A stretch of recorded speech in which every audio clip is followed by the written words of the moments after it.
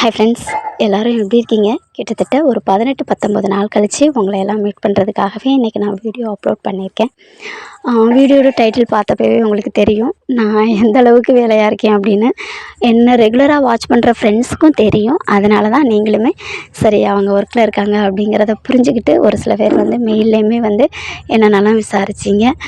வாட்ஸ்அப்பில் நிறைய ஃப்ரெண்ட்ஸ், என்னோடய ஃப்ரெண்ட்ஸுமே நிறைய ஃப்ரெண்ட்ஸ் கேட்டிங்க. அடுத்து நிறைய பேர், ஒரு சில பேர் வந்து கால் பண்ணி கூட விசாரிச்சிங்க என்னாச்சு அப்படின்ட்டுன்னு. பிஸியாக இருக்கேன்னு தெரியும், சரி இருந்தாலும் இடையில கொஞ்சம் வீடியோ போடு அப்படிங்கிறதுக்கா.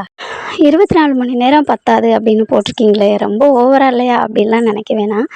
ஏன்னா நம்ம காலையில் எழுந்திரிச்சி வேலைகள் எல்லாம் முடிச்சுட்டு என்னை ரெகுலராக ஃபாலோ பண்ணுற ஃப்ரெண்ட்ஸ் எல்லாருக்கும் தெரியும். நம்ம காலை உணவுக்கு போயிட்டு ஸ்கூலில் வேலை முடிச்சுட்டு வரவே கரெக்டாக ஒரு 9:30 கிட்ட ஆயிரும். அப்புறம் பார்த்தீங்க அப்படின்னா இப்போ ரீசெண்டாக ஃபார்மர் ஐடி க்ரியேட் பண்ணுற ஒர்க் போயிட்டே இருக்குது. போன வீடியோவில் கூட நான் உங்களுக்கு ஷேர் பண்ணியிருப்பேன்னு நினைக்கிறேன். விவசாயிகளுக்கு எல்லாமே வந்து தனி அடையாள அட்டை கொடுக்கறதுக்காக அதுலேயுமே எங்கள் பஞ்சாயத்தில் என்னை போட்டிருக்கிறதுனால அது சம்மந்தமாகவே நம்ம அப்படியே ஓடிட்டே இருக்கிற மாதிரி இருக்குது. அது ரொம்பவே அதிகமாக ஹார்ட் ஒர்க் பண்ணுற மாதிரியும் இருக்குது. ஏன்னா ஃபஸ்ட்டு ஸ்டார்டிங்கில் நம்ம ஒரு கேம்ப் மாதிரி போட்டு அப்ளை பண்ணிட்டாங்க. ஆனால் இன்னும் நிறைய பேர் வந்து அப்ளை பண்ணாதவங்க இருக்காங்க. நீங்கள் நியூஸில் அந்த மாதிரிலாம் நீங்கள் பார்த்துருப்பீங்க ரீசெண்டாக அப்படின்னு நினைக்கிறேன்.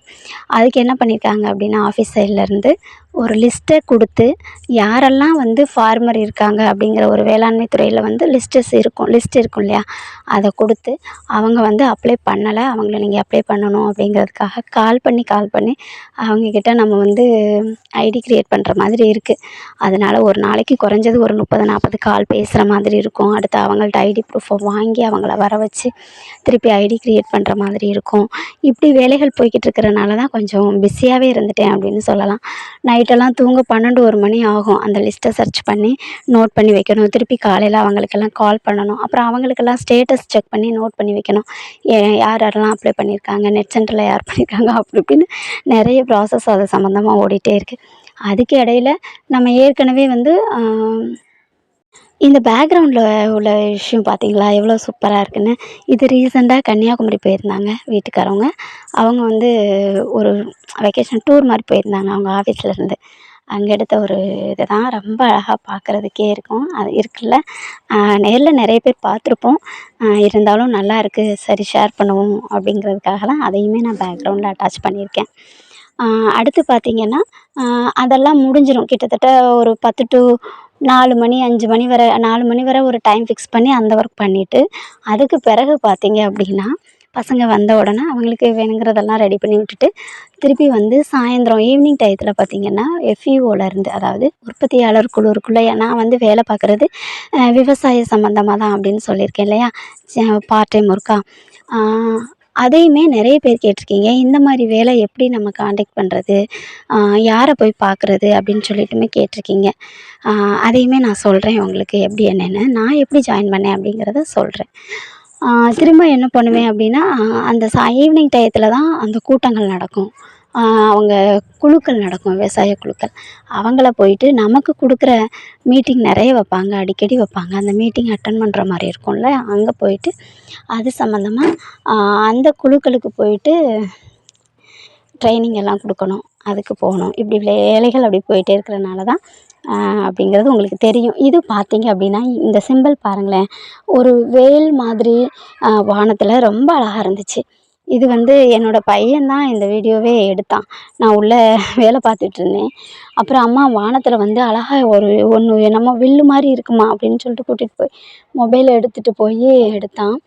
அவன் எப்படியோ சுற்றி எடுத்து வச்சுருக்கான் பாருங்கள், ஒரு இடமா எடுக்காமல். ஆனால் பார்க்கும்போது நேச்சராக அழகாக ஒரு வேல் மாதிரி இருக்குது. சரி, அது பார்க்கவே ரொம்ப நல்லாயிருக்கு அப்படிங்கிறதுக்காக நம்ம வியூவர்ஸ்க்குமே அதை ஷேர் பண்ணணும் அப்படிங்கிறதுக்காக இதையுமே நான் அட்டாச் பண்ணியிருக்கேன். பாருங்கள், சூப்பராக இருக்கு இல்லையா? கொஞ்ச நேரம் தெரிஞ்சிச்சு. அதே மாதிரி எப்படி நீங்கள் இந்த ஜாபில் ஜாயின் பண்ணீங்கன்னு கேட்டிங்க இல்லையா, அவங்களுக்கான ஆன்சர் தான் இது. அதாவது பார்த்திங்கன்னா, கிராமங்களுக்குள்ளே வந்து மகளிர் சுய உதவி குழுக்கள் அப்படின்னு இருக்கும். டவுன் சைட்லாம் எப்படின்னு எனக்கு தெரில. ஒவ்வொரு ஊருக்குள்ளேயுமே வந்து ஒரு 4-5 குழு இருக்கும். அது எல்லாம் சேர்ந்து பஞ்சாயத்து லெவலில் பிஎல்எஃப்னு சொல்லுவாங்க. பஞ்சாயத்து லெவல் ஃபெடரேஷன் சொல்லிட்டு அதில் வந்து பார்க்கக்கூடியதான் ஒரு சின்ன பொறுப்பு, அதான ஒரு சின்ன வேலை தான். நான் பார்க்குறேன். அதை வந்து யூனியனுக்குள்ளே லிங்க் பண்ணி நமக்கு அந்த ஒர்க்கு கொடுப்பாங்க. அவங்க என்னென்ன சர்வே சொல்கிறாங்களோ அந்த விஷயங்கள நம்ம பார்த்து கொடுப்போம். அதில் நம்ம வந்து அக்ரி சிஆர்பியாக இருக்கிறனால அக்ரி சம்மந்தமாக நமக்கு என்னென்ன ஒர்க் வருதோ அதுதான் நமக்கு வேளாண்மை துறையிலையும் இருந்து அங்கே எதனாலும் வேலைகள் இருக்குது அப்படின்னா இந்த பஞ்சாயத்துக்குள்ளே உள்ள ஸ்டாஃபை அவங்க யூஸ் பண்ணி நமக்கு தேவையான விஷயங்களை நம்ம அவங்களுக்கு வேலை பார்த்து கொடுப்போம். அந்த மாதிரி தான் நான் பார்க்குறேன். அதே மாதிரி எஃப்இஓவுமே வந்து உற்பத்தியாளர் குழு அப்படின்னு சொல்லிட்டு ஒரு சில ஏரியாக்களில் வச்சு நடத்துவாங்க. விவசாயிகளுக்கு வந்து சேவை செய்கிற மாதிரியான நிறுவனங்கள். அதுலேயுமே நமக்கு சின்னதாக ஒரு சேல்ரி வரும். அதுவுமே இப்படி விவசாயம் சார்ந்த சின்ன சின்ன விஷயங்களில் தான் நான் பார்க்குறேன். நீங்களுமே உங்கள் ஏரியாவில் அந்த மாதிரி வேளாண் துறையாக இருக்கட்டும், இல்லை மகளிர் குழுக்கள் சார்ந்த அந்த பிஎல்எஃபாக இருக்கட்டும், இல்லை எஃப்இஓவாக இருக்கட்டும், இந்த மாதிரி விஷயங்களை நீங்கள் கேட்டிங்கன்னா அங்கே கண்டிப்பாக வந்து எதனாலும் ஒரு சின்ன சின்ன பார்ட் டைம் ஒர்க் வேகன்சி இருக்குது அப்படின்னா நம்ம அதில் ஜாயின் பண்ணி பார்க்கலாம். இது ரெண்டுலேயும் நம்ம இருக்கிறனால தான் நமக்கு பார்க்குற அந்த வேளாண்மை துறை அலுவலகம்னு இருக்கும் பார்த்தீங்களா, அவங்களுமே வந்து ஏதாவது இப்போ இந்த ஃபார்மர் ஐடி சர்வே இருக்குது அப்படின்னா அவங்க பண்ணுற ஸ்டாஃபோடு சேர்த்து இன்னுமே அந்த மாதிரி பஞ்சாயத்துக்குள்ளே ஆக்டிவாக இருக்கிறவங்க, அந்த ஒர்க்கில் இருக்கிறவங்கள நம்ம சேர்த்து பண்ணுவோம், கூப்பிட்டு பண்ணுவோம் அப்படிங்கிறதுனால அவங்க நமக்கு ஒரு சேல்ரி கொடுத்து அவங்களோட நம்ம டைப் வச்சு அவங்களாவே நம்மளை வாண்டடாக டைப் வச்சு நம்ம அவங்களுக்காகவுமே நம்ம சர்வீஸ் பண்ணி கொடுக்குறோம். அதுக்குமே நமக்கு சின்னதாக ஒரு சேல்ரி வரும். கிட்டத்தட்ட வீட்டில் இருந்து பார்க்கக்கூடிய ஒரு சில வேலைகள் தான். இது பார்த்திங்கன்னா ஒரு இன்ஸ்டியூட் போயிருந்தேன் ட்ரைனிங்காக. போயிருந்தப்போ பக்கத்தில் இருந்துச்சு. அதை பார்க்கும்போது எனக்கு அவ்வளோ ஆச்சரியமாகவும் நல்லாவும் இருந்துச்சு. ரொம்ப அப்படியே இதாகவும் இருந்துச்சு. ஃபஸ்ட் டைமாக இந்த மாதிரி விஷயங்கள்லாம் நான் பார்த்தேன். அந்த கல் செக்கு எண்ணெய் ஆட்டுறது, தேங்காய் எண்ணெய், கடலை எண்ணெய் தனியாக அந்த மாதிரி வச்சுருந்தாங்க. அதே மாதிரி இதை பார்த்திங்கன்னா அப்போல்லாம் இந்த மாதிரி மிஷின்லாம் இருந்திருக்கவே செய்யாது. இப்போ நெல் வந்து அந்த தூத்துறதுக்கு தனியாக, அடுத்து அதை அரைக்கிறதுக்கு, அப்புறம் மறுபடி பார்த்திங்கன்னா அதை தூசியெல்லாம் தட்டி விடுறது, இப்படின்னு நிறைய ஒன்றொன்றுக்கும் ஒன்றொரு மிஷின்கள் வச்சுருந்தாங்க. அதை தான் வந்து எங்களுக்கு கூட்டிகிட்டு போய் காமிச்சாங்க. அதை இன்னும் டீட்டெயில்டாக அடுத்த ஒரு மீட்டிங்லேயுமே எங்களுக்கு சொல்லுவாங்க. ஆனால் நான் இந்த மிஷின் பார்க்கும்போது அவ்வளோ பிரமிப்பாக பார்த்துக்கிட்டே இருந்தேன். அந்த காலத்தில் மனுஷங்க செஞ்சதெல்லாம் இப்போ இந்த மாதிரி இவ்வளோ பெரிய மிஷினு, இவ்வளோ அமௌண்ட்டு செலவு பண்ணி, இவ்வளோ எலக்ட்ரிக் சார்ஜ் யூஸ் பண்ணி செய்கிறாங்க அப்படிங்கிறதையுமே யோசித்தேன். ஓகே, கிட்டத்தட்ட இதுதான் நம்ம பார்க்கக்கூடிய வேலைகள். இந்த மாதிரி தான் நானுமே ஜாயின் பண்ணேன். இந்த மாதிரி உங்களோட ஏரியாக்கள்லையுமே வேளாண்மை அலுவலகம், எஃப்இஓ, அடுத்து இந்த மாதிரி பிஎல்எஃப் இந்த மாதிரி இருந்துச்சு அப்படின்னா சின்ன சின்ன பேமெண்ட் நமக்கு கொடுத்தாலும் சரி நம்ம பார்க்கலாம். பிஎல்எஃப்லையும் பார்க்கலாம், எஃப்இஓக்குள்ளேயும் பார்க்கலாம். அதில் ஒரு 2000, இதில் ஒரு 2000 நமக்கு ஒரு சின்ன சர்வீஸ் செஞ்ச திருப்தியாகவும் இருக்கும், நமக்கு விருப்பமான ஒரு வேலையாகவும் இருக்கும். அடுத்து இது பார்த்திங்க அப்படின்னா நம்ம என்ன தான் பிஸியாக வேலைகள் பார்த்தாலும் நம்மளோட புது வீடு என்னங்கிறதையுமே போய் அப்பப்போ பார்க்கணும் இல்லையா? அதுக்காக தான் நம்ம போய்கிட்ருக்கோம். ஈவினிங் போல் போனோம். போயிட்டு வீட்டோட ஸ்டேட்டஸ் என்ன அப்படின்னு லாஸ்ட் ஆஃப் ஆல் சொல்லியிருந்தேன் உங்களுக்கு. அதனால் எல்லாம் வச்சேன். பூச்சி வேலைக்காக நம்ம ஸ்டார்ட் பண்ணணும் அப்படின்னு.